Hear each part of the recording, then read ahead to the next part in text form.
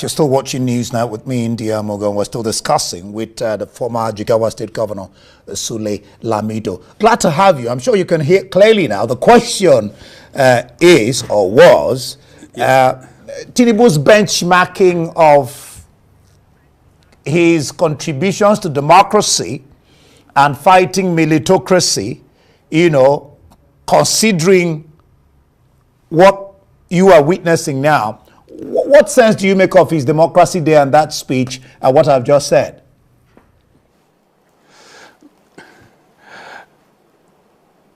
Okay. You see, I feel highly entertained by Tinubu's rhetorics, the way he's dramatizing his own role, in Nigerian democracy. Luckily, we're all alive. Please go. Luckily, we're all alive, we're all there, we're all, participants in that particular, sphere of political activity. So I was in the midst of it. Tinubu became relevant and noticeable after Abiola took over government. Before then, he was in the Senate, was the secretary of the party. And with all respect to him, you see, he was part of those people who were supporting Babangida's annulment of June 12th. He was part of it. His own mother, Haja Mogaji from Lagos, was organizing Lagos marching women to come to Abuja to pledge, support for Babangida. I'm saying this because it's simply history. I mean no harm. Don't mean to embarrass him. But then you see, he was actively handing gloves to Babangida. Now, when Babangida saw the fact that he was having a problem with the party, he went to the National Assembly to address them. One infamous speech was, they are trying to incite you. It is you they are against. Tinubu was there, and the IU became very, very firm and straight on the issue of June 12th. He called a meeting, then being the only senior elected person in government at that time, as Senate President. He convened a meeting in Edo, in Benin. We were going there with the governor, where we went there and reaffirmed our commitment to June 12th. All right? Babangida was so angry with IU. When he came by, he removed him and put in a better arrow. He put him there so that, so that they can be aligned to Babangida, political kind of machinations. So when Tinubu today, after being a Nigerian president, decided to rewrite history, trying to maybe deconstruct history and then rewrite it, then it is very, very amusing because he was part of the Babangida support of June 12th. He was part of it. Now, it was only when Abiola took over government that Tinubu then became a so-called activist of June 12th. Not only him, all those who are talking about June 12th in Edeko, I mean no harm, I mean no disrespect. I'm simply saying what happened during that time. All of them, those people in Edeko, where were they on June 11th? They had no part in June 12th.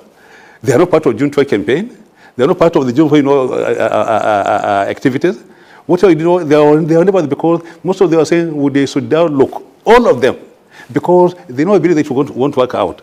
So when Abiola won the election, and then after the annulment, they are all very, very passive. But suddenly, after Abacha came on board, removing Sonekam, they became activists. They formed NEDECO. NEDECO was opposed to Abacha, was opposed to election formation. NEDECO was something which was formed, to fight Abacha, not to fight democracy, not to fight for June 12th. So whatever Tinubu is doing today is simply reconstructing history the way he thinks it's going to fit his own political interests. But then obviously he was a major supporter of Babangida. Ask Babangida, ask him. So when you talk about, already June 12th, what are those characters? Ebote Ere, somebody who replaced Ayu for June 12th? Who are the others? All of them. So he ran away. We stayed behind. We fought Abacha. I was detained, because of my fight with Abacha. I was detained. He was detained. So all of us, Adamu Churuma, Bola Ege, Yoche Ayu, Kwame, and many others, Bagaji, all of them were there. We fought Abacha. We fought him because we were willing to risk our lives. Tinubu ran away. He was not in the country. He only came back after the whole thing was, after the call was very, very clear. So what I'm saying is, all those advocates of June 12th, they are more concerned with the bath water rather than the baby. They are more concerned because most of them were at the end of the meal. When the product was being processed, they simply picked up the product. The process which produced the product, they are not there. They're not part of it. They only pick the product. And today it's not about the victor, but it's about the victory. more than anything else. So we make this kind of distinction. The difference between the victory and the victor. The NADECO were more concerned with the victory than the victor. As far as they are concerned, in the bathwater they are trying to use, they are trying to hang on to their own kind of riding on top to reinvent, history in Nigeria. Otherwise, I feel embarrassed for the president, for the way he's talking, honestly. Ask anybody. Go ask anybody. We're all there. Ask Ayu, ask Gerigana. They're all there. Ask Langiwa. So, what is happening today in Nigeria is simply something very, very laughable. People, who had no political pedigree, who had no political history, who are not known as freedom fighters, are now at the forefront fighting for Nigerian democracy. It's so laughable. There. I had you talk about Omoeno, and you said you were laughing when he was speaking. If I remember correctly, corrects me, there was a time in the nation that you, along with some other governors of the PDP, switched camp. Isn't that the same thing that Omoeno and people like Obero Wari is doing now? Maybe you're too young to understand history, maybe, but then go into history. The crisis in PDP in 2014 was purely internal. We were working against what was happening in the party under Babangida and Jonathan. That, let's run the party based on rules and regulations. We should not create any depression for anybody to take advantage. So we are fighting for internal democracy in the PDP. But then at that time, the APC was being formed, and they tried to use the crisis in PDP to leverage our support. And I said, no, look, we are fighting within our party to install more internal democracy. However, if we, the governors, some of us, if you feel that you want to leave the party and join APC, fair enough, do what we did in 1983. In 1983, when there was crisis in PRP, and we left the PRP to join MPP to run for elected officers, I resigned from the House of Reps. I resigned because I said, look, there is no way I can use the fortune of PRP, which produced me, because at the election of PRP, nobody knew Lamido, nobody knew Abakademi, were unknown and unnoticed. It was the PRP and Mala Aminu character and history which was being elected. So if we are going to leave his own party, it's only fair we surrender to him, we relinquish everything about PDP and go and find our fortune in another political party. That's what we did. So we left, I ran from the House of Reps. I came and met Rimi, and Rimi too resigned from office as a governor of the state because there's something called character in us, something called principles. But today, so that's why I say, in 2014, I say, look, all those governors now, if we are going to leave the PDP, let's now resign our offices and then go and find our fortune somewhere in the APC. But I cannot take, the PDP fame, the PDP investment, the PDP treasure, the PDP legacy, and go use it to fight an opponent. I can't do that. So that's why, so really, in 2014, we were simply fighting for internal democracy. And those who left the party and went to APC, most of them came back.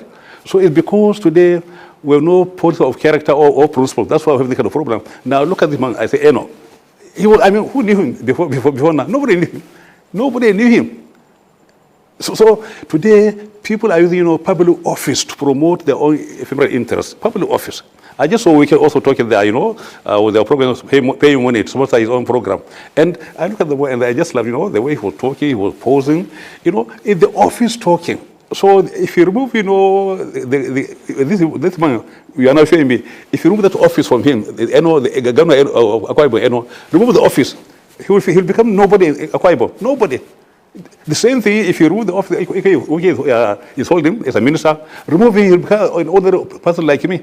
So you see, what I'm saying, if there is something called character and honor and the principles in politics, people, if people are going to change their own political party, they should please relinquish whatever the party gave them and go there and join as individuals, as ordinary people. But when you carry the aura, the authority, the paraphernalia of the office into opposition to fight what made you, that is utterly immoral.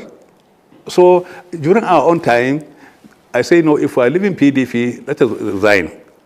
When they failed to, I say, fine, I'm not going. I'm willing to resign as a governor, just if I'm going to join APC. I wasn't willing. But then my colleagues say, no, they will not resign. So today you have got, a politics, where there is no character, where there is no depth, where there is no honor. That's the problem. Let me ask you a very direct, simple question. with what is happening, the coalition, is PDP dead? PDP is not dead because it cannot die. PDP is the APC. Look at, are you saying Fabio is dead? Is he dead? Isn't he PDP? This man they are calling Eno, isn't he PDP? Is he dead? So look, there is no APC minus PDP. We are not dead. We are everywhere. That's why people are coming to us. That's why they are doing us. In the entire APC, it's only Adam Shimole and Tinubu who are APC. All others were all PDP. I mean, Adam was chairman, was ADP, was PDP, Ganduje, Hong Kong. I mean, anybody today in APC is PDP. So we cannot be dead, because if we are dead, then the APC is dead. If we are dead, then APC is dead, because you're using dead people. Well,